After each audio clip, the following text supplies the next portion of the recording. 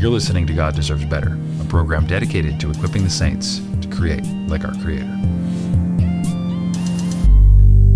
Welcome back to GDB. I am your host, Zach Lovelace. And I'm your host, Jonathan Laura. You did not expect it. You did not expect to see us again after season We're one. back. We're back, dude. And not even a week later, we're back. Yeah. We did all that talk about the end of the season. You're not going to see us for a long time. And no, we actually have a bonus episode here for you folks. So for you hardcore Batarians out there, we have a review episode that Johnny and I went out last weekend and we watched Alex Garland's Civil War, which is our first review episode, which I feel like as a film podcast, it's crazy that we're like 10 episodes in and just now doing our first movie review.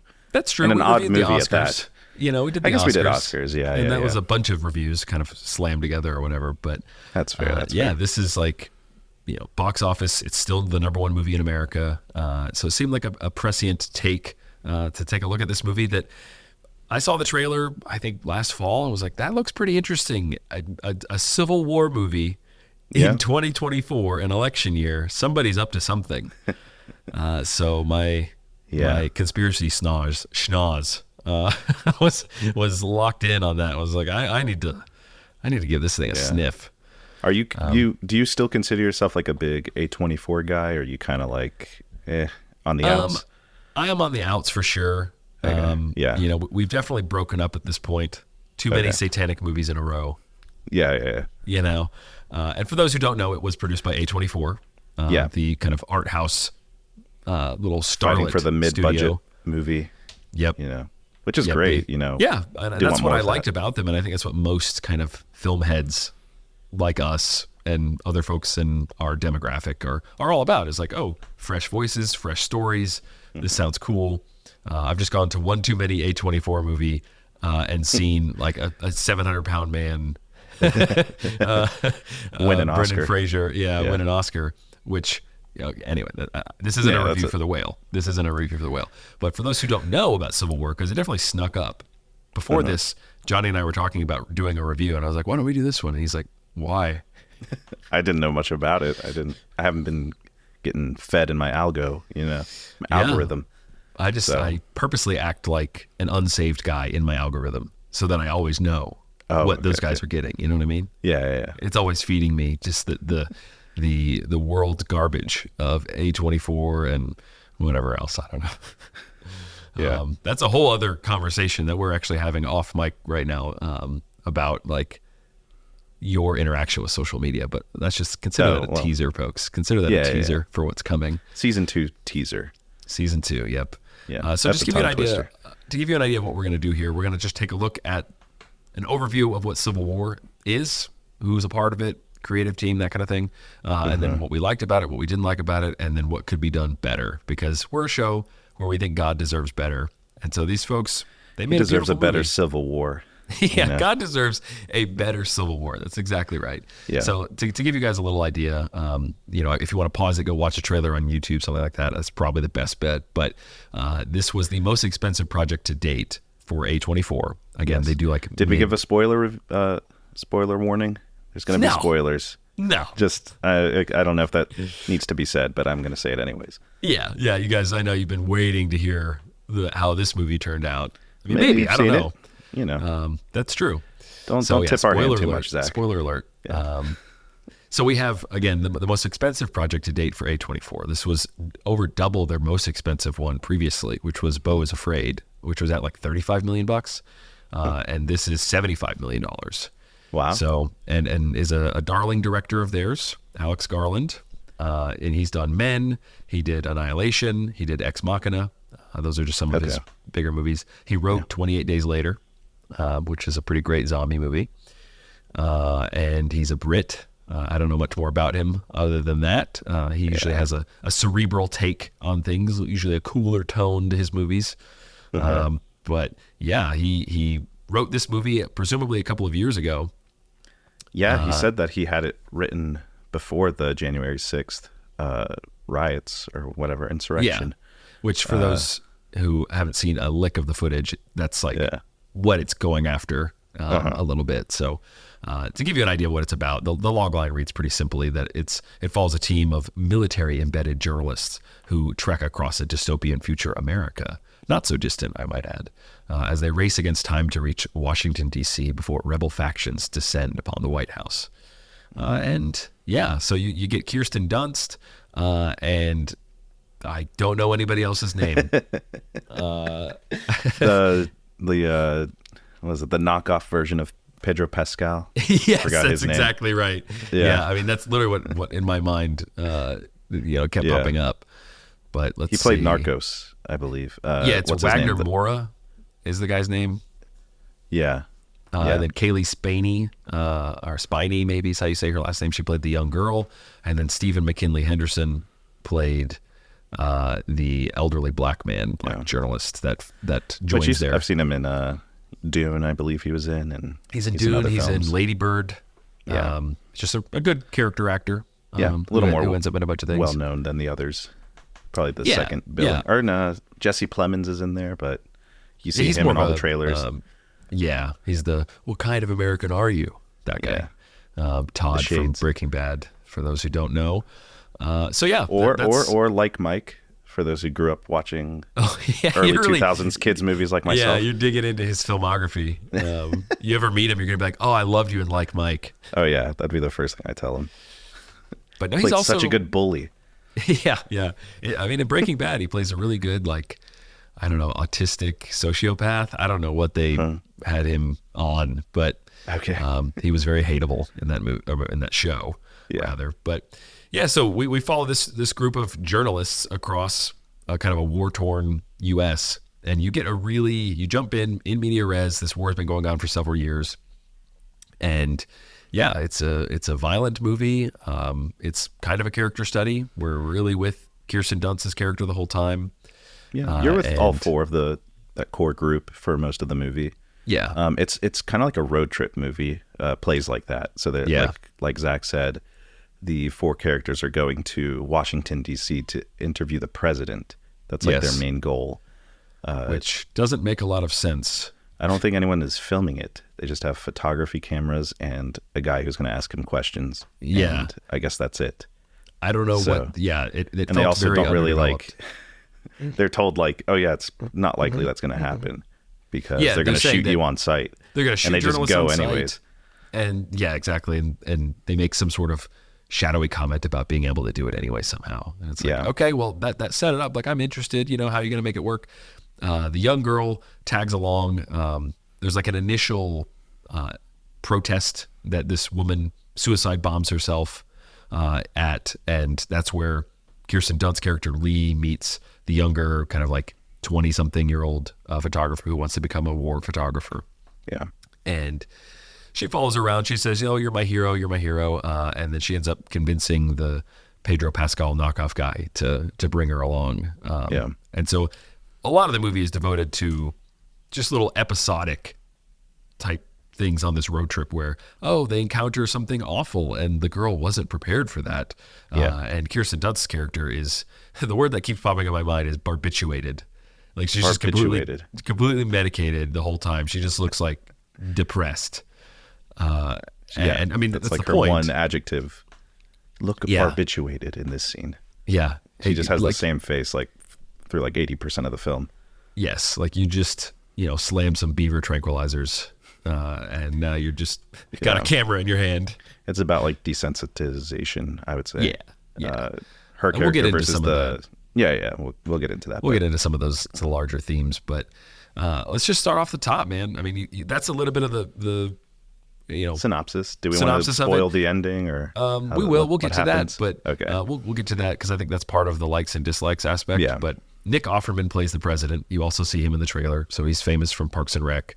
And I think the general idea, the chatter about the film beforehand was that it was trying to be neutral. Yeah, it was trying to be, or at least in the trailer, it didn't depict anything. So it's like, okay, maybe they're trying to do this. So you kind of go in thinking maybe you don't know what you're going to see. We were curious as to which side they're going to pick going into it. And conversations beforehand. Yeah, absolutely. So kind of kick us off, man. What did you like about Civil War? What did I like? Some of the cinematography was good. Set design. Yeah. I think all of those little technical stuff was done pretty well. Suspense. I don't know if you noticed. I was jumping at some parts. Oh, really? I didn't notice. Yeah, just like certain. It'll be like mid conversation, then someone will just like shoot a guy or whatever. Moments like that where they just like build this tension, and like I'm just like ready to jump. I think a lot of the sound design worked in that in favor of that. Like it made you feel like you were really in whatever corridor that they were shooting. I was very tense in all of the scenes where they wanted me to feel tense, and so I think that that was done very well. I liked that. What about you? I don't know if I have much more. Was that it? Was that? I liked how short it was. Actually, honestly, yeah. If it was any longer, I probably would have walked out. 100%. And I feel like they could have thrown a couple more scenes in there, especially near the end, where they do get to the White House, and they end up losing the elderly guy who's the elderly journalist alongside them. Yeah. He gets shot, and it's kind of like a meaningless death where it's like, let's just put him in the back seat. They put him in the back seat, and they just keep driving. Yeah. And they don't really do anything. They just let him die. They scream. He screams. The Pedro Pascal guy is like, that was after he died. Yeah. Zach and I were like laughing to ourselves in the theater because he's just we were laughing. Screaming. Yeah. No, I'll tell you about the interaction we had after the. Yeah. Because I read a little bit about this film that a lot of like, I don't even know how the news is like red-pilled guys have gone to see it out of like hate watching it. Mm-hmm. And that's what's boosted it to being number one 2 weekends in a row. And so I guess I technically classify or qualify for that moniker or whatever. But it was very clear that other people in the audience also had that same perspective walking out. People just being like, that was a total waste of time. There's an old gentleman who's just like, that was a waste of 2 hours. Yeah. I turned around. I was like, you can say that again, man. Yeah. This guy gets it. This guy gets it. I guess we've tipped our hand fully that we didn't really like this movie. No, it's definitely more dislikes than likes. Yes. But I did like the shorter runtime. I thought that it was well executed aesthetically. Like you said, all the action and everything, it all read well. Yeah. It wasn't like I didn't know what was going on. I thought in the smaller moments it really worked, where they roll up to the gas station and they find all the two looters in the back that are still alive. Yeah.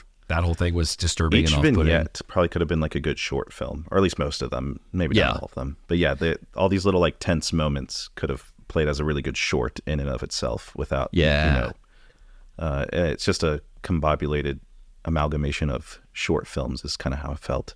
Yes, the through line was just so weak. But let's double back a little bit. Did you like any of the performances? Was there anybody in here that you were like, that was good? No. Nobody was believable. I don't think so.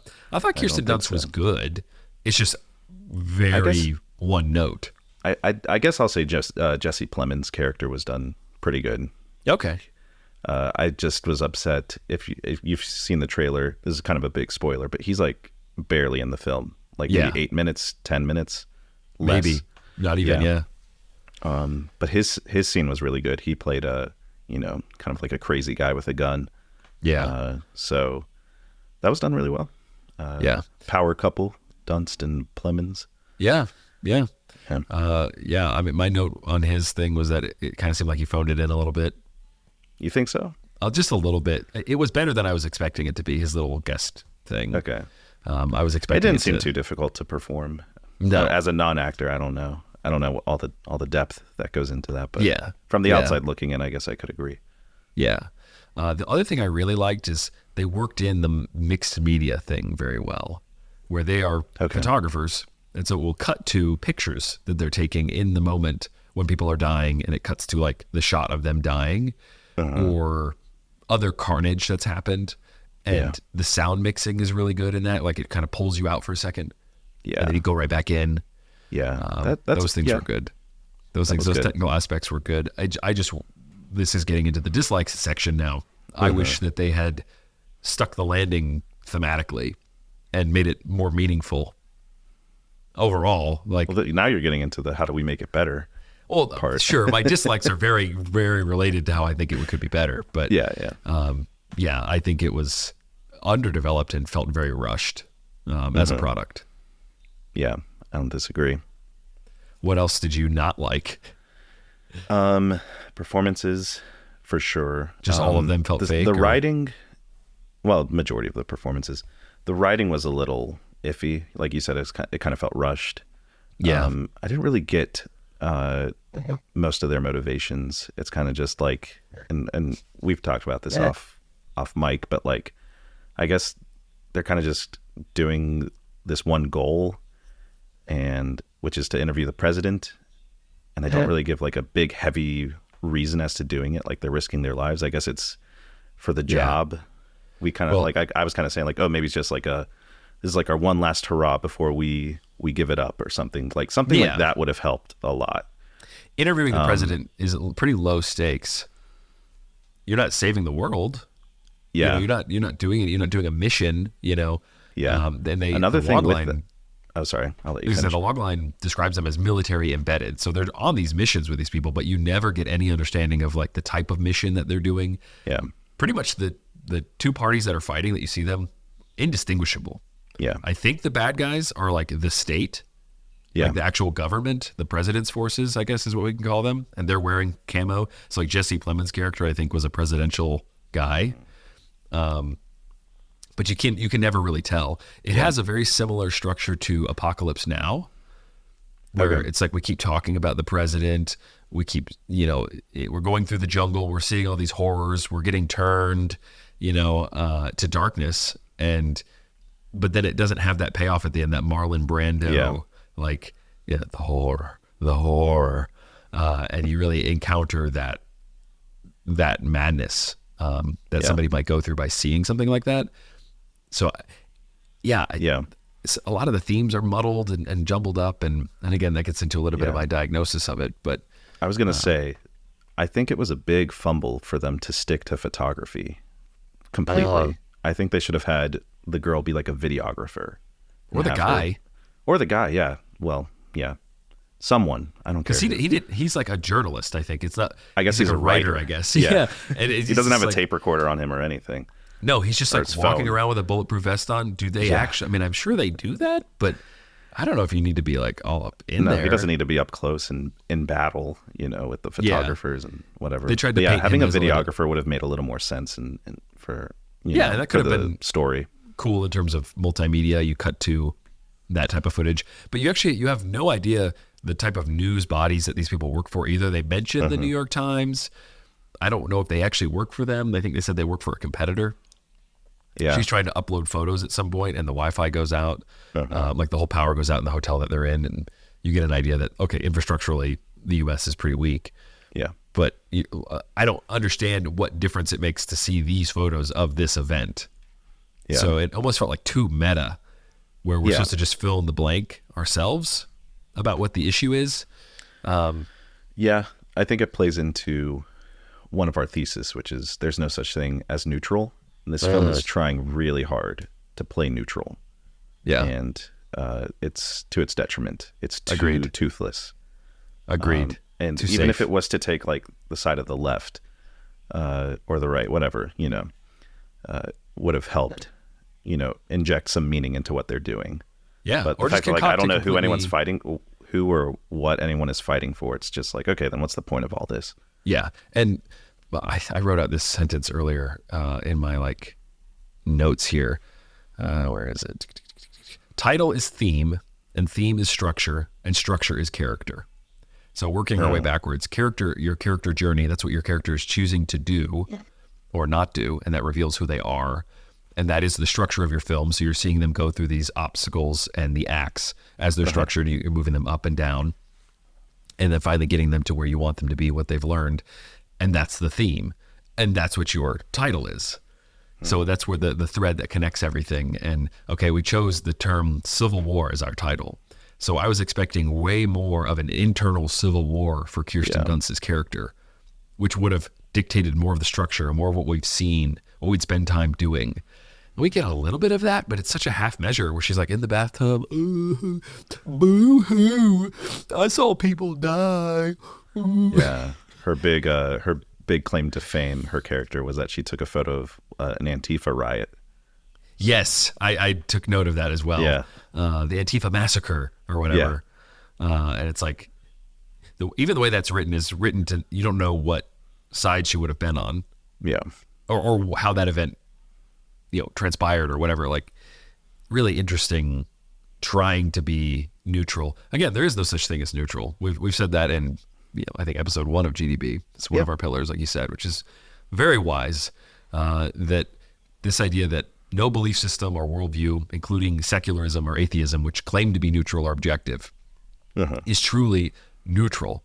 Instead, it contends that all systems of thought are rooted with underlying assumptions and values, making claims of neutrality deceptive. So it kind of gets into what we're saying about this movie, where it's like, you either did it because you are trying to show people that neutrality is possible when it isn't, or you just don't know any better. And I don't think Alex Garland is the kind of guy who doesn't know better. No, I feel like he was trying to like, it's interesting if like there's this whole war going on in the background, but like you don't know anything about it and you're just focused on the characters. But if what they're doing is directly involved and tied to the war, then you need to have the purpose.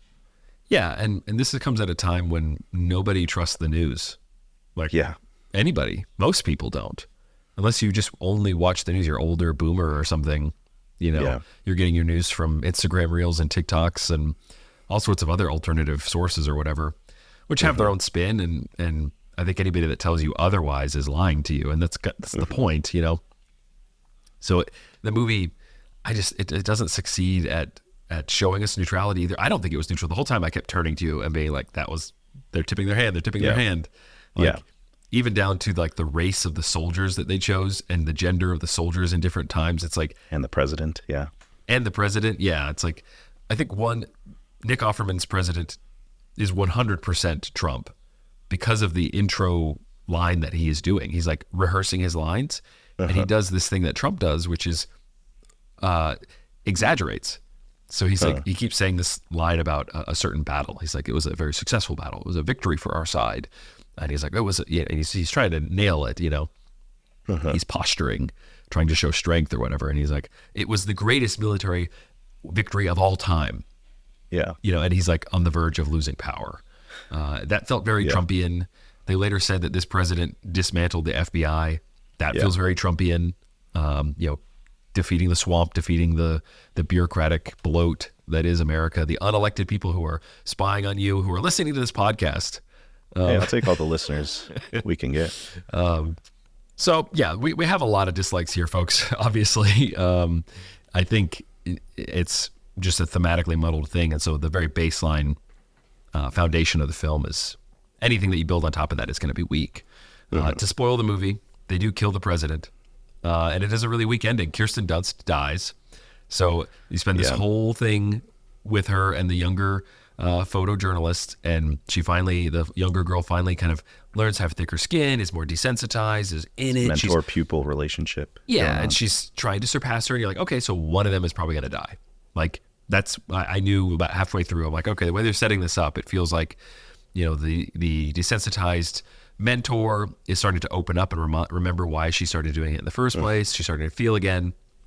It would make sense. Feels very A24. Feels very Alex Garland to then kill the mentee, the young girl, to then recallous her and show you all this sucks, or the other way around. Like now the killing of the mentor allows the new girl to be the calloused one, which doesn't really say anything. And that's exactly what happened. Yeah. I think it telegraphed it too much though, where she literally gets her killed. Yeah. Like she's so eager at getting pictures of the White House, she like steps in the way. Let me get a picture of this guy pointing a gun at us. Like literally. It wasn't even for anything and then she just pushes her out of the way and she gets shot, and she's able to, as she's being pushed down, the young girl turns and takes a picture of Kirsten Dunst dying.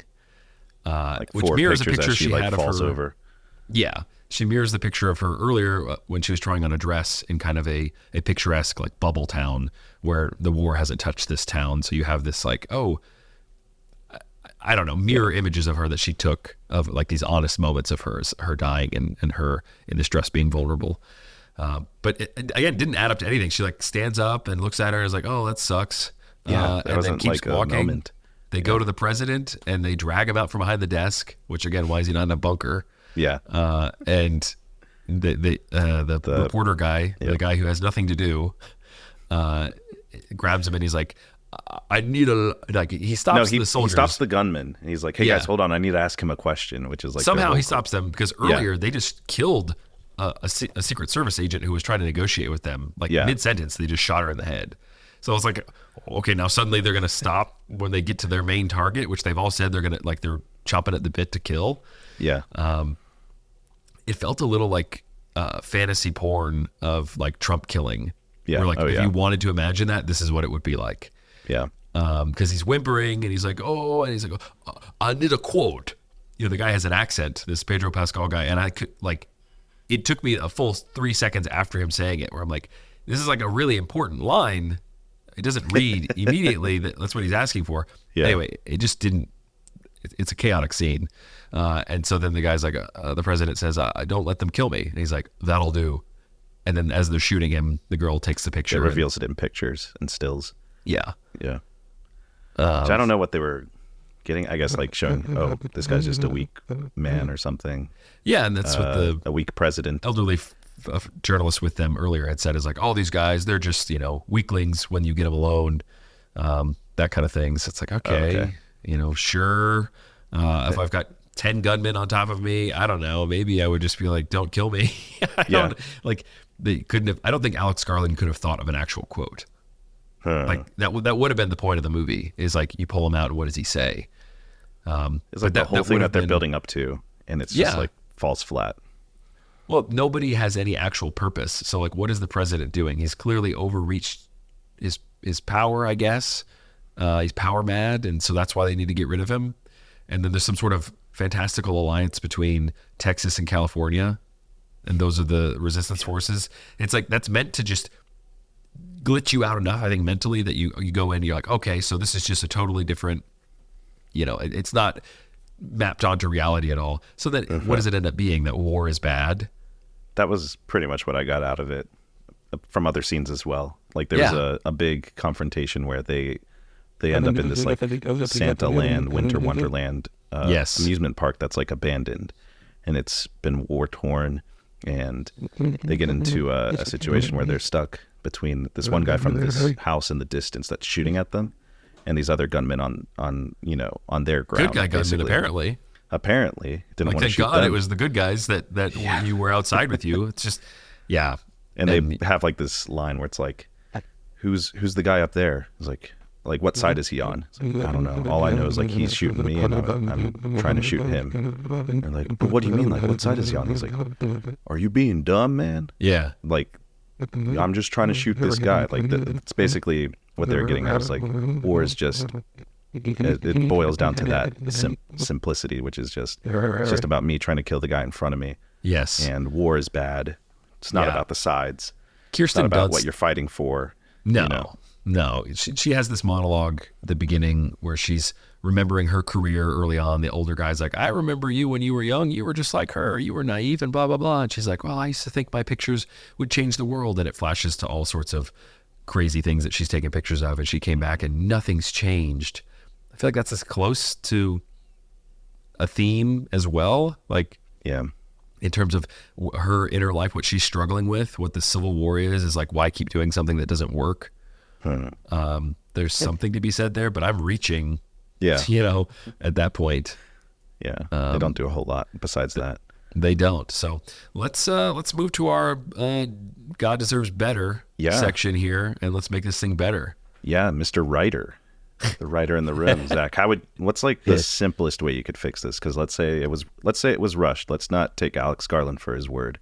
Yeah, and let's just say he wrote this like a year ago to get it out in time for an election year, or 2 years ago. What is one little switch you would do to make this movie like 30 to 50% better? So I would have, I kind of mentioned it a little bit already, that I would have Lee have a civil war inside of herself. So a lie that she believes about herself, or a set of like irreconcilable beliefs and commitments, like being stuck in this job that she hates, that she feels some sort of duty-bound reason to document this stuff, even though she knows it's meaningless.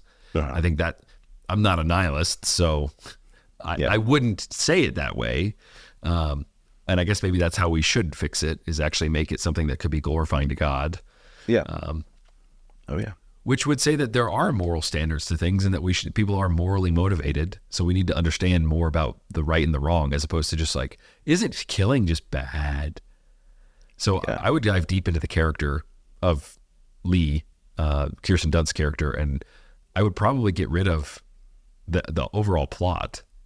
I would just put her on like a single mission that maybe she gets roped up in with the president, like at some point, and has like time alone with him. Let's say you can't change any of that. They have to go on this road trip to interview the president. Okay. That's I have to fix that. Okay. Yeah. That part's already been written out. That's already been like, they're deep into that. Yeah, I would focus on the new girl and Kirsten Dunst, the mentoree I laid out earlier, like having her.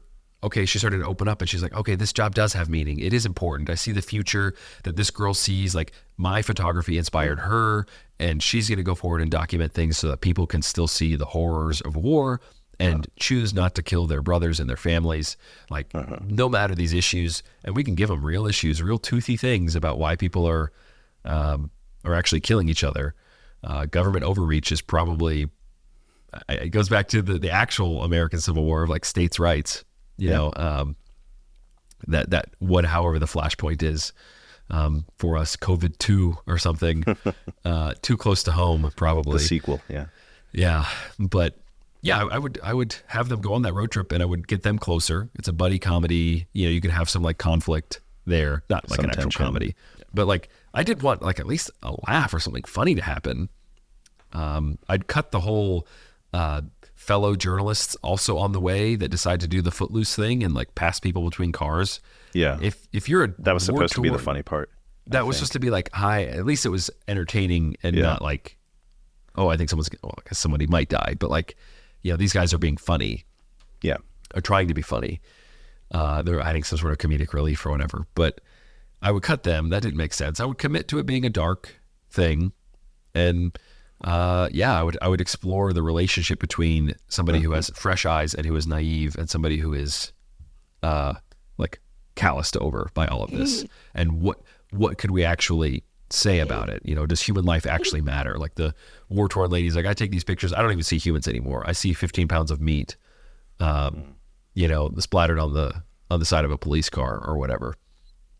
I would, and other girls like, no, these are people. We need to tell their stories. So I'd focus in on the, okay, people have... The purpose of journalism.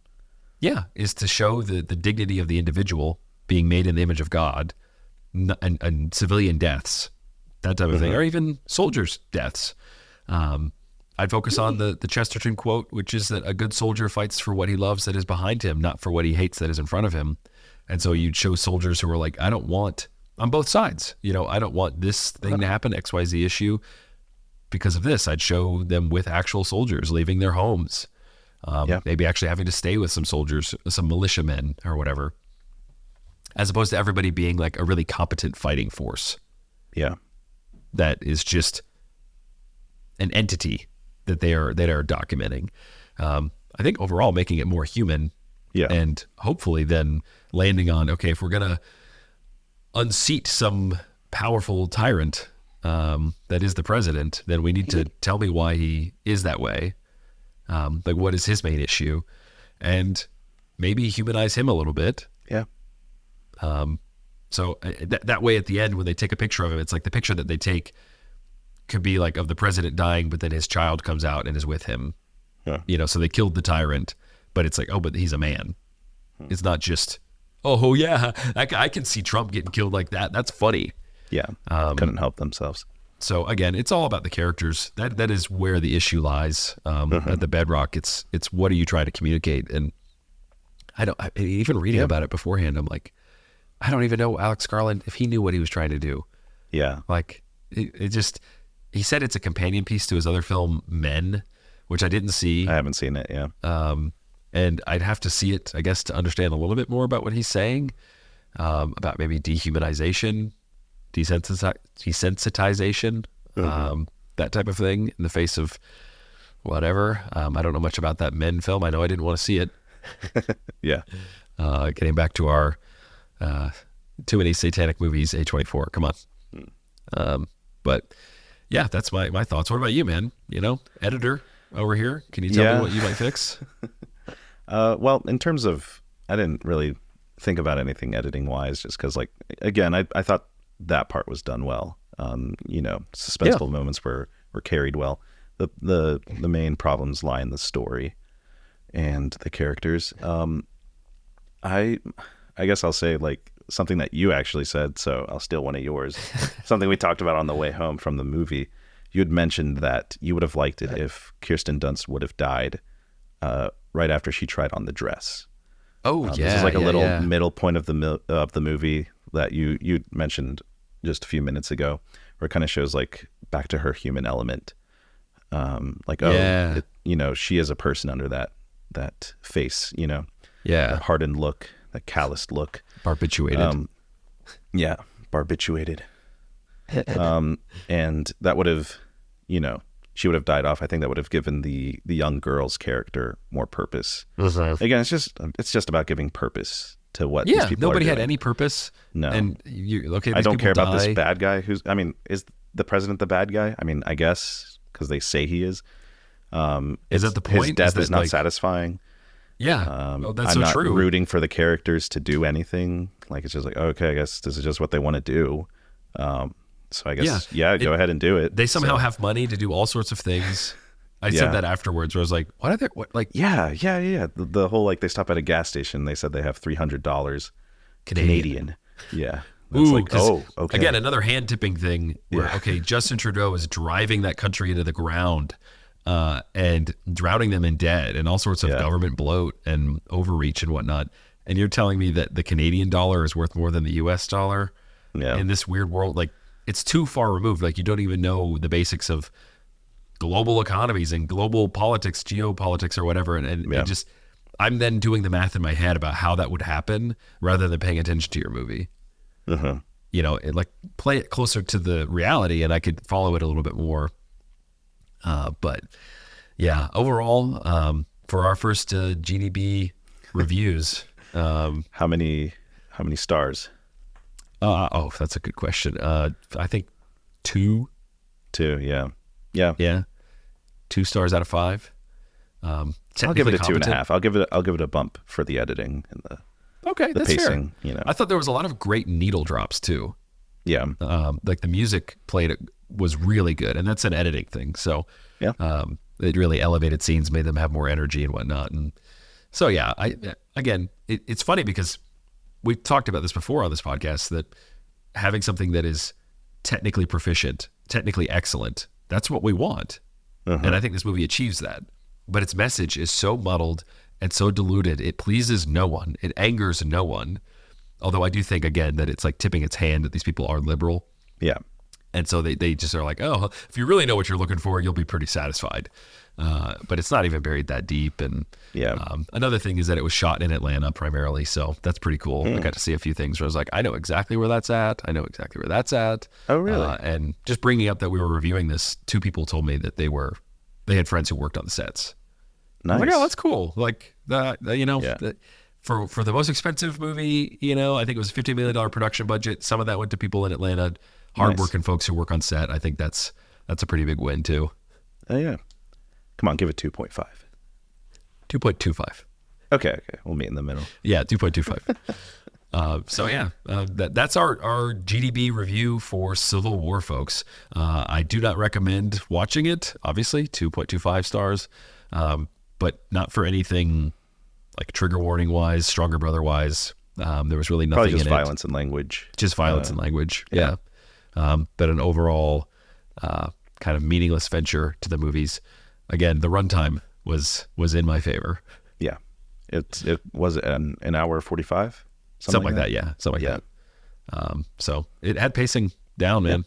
And I in the face of something like Dune 2 or whatever, or Killers of the Flower Moon, which I'll take one more stab at this season. Oh, yeah. Just dunk on that movie one more time. You didn't win any Oscars, and you were too long. Oh, boy, I sure do love hating on that movie, sir. Leonardo DiCaprio. I just love money. Yeah. Speaking of terrible motivation. But yeah, folks, get ready for season 2. We've already got some stuff in the can. We're shooting for sometime later this year. That's all I got to say. But a big thanks again to Hannah Osmond-Scheidt for this amazing soundtrack for GDB. Thank you, Johnny, for joining me for this season. And thank you, folks, for listening. Yeah. And until our next episode comes out, let's get out there and work heartily for our good and gracious God, the Redeemer of men. Thank you for listening to God Deserves Better, a production of PEMMICAN Studios.